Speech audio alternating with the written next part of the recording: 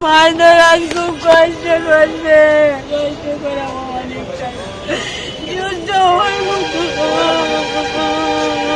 তখন আমার শোনা গেল না, কালকে কেন গেল আমার শোনা?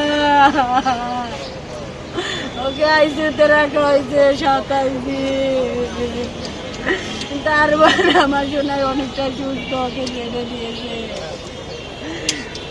বেঁধে থাকে আমরা 15-20 দিন হলে ওকে নিয়ে আসবো, সুস্থ, অনেক সুস্থ, সব বলে, কথা কয়, খাওয়া দাওয়া সব ঘর আমার জন্য আমার সাথে।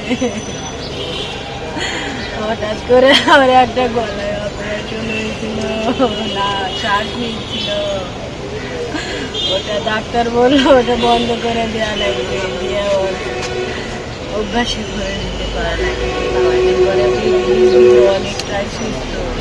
তারপরে চোখে ট্রিটমেন্ট হবে, চোখে ট্রিটমেন্ট করে ওর আবার হাড় লাগানো হবে। আমরা তার সকাল 10টায় আইসিউতে নিয়ে আমার বাবু,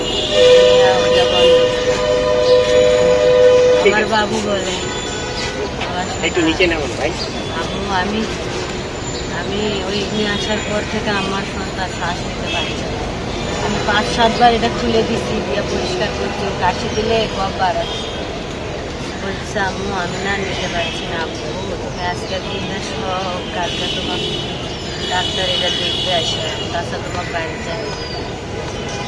তারপরে আমি রাতে বাবু আমার কালকেও নেয় নেয়, আমি খুব অসুস্থ। বলছে আম্মু তুমি বাসায় যাও, আমার জামাই মেয়ে থাকে, আমার জোর করে পাঠিয়ে দিচ্ছে।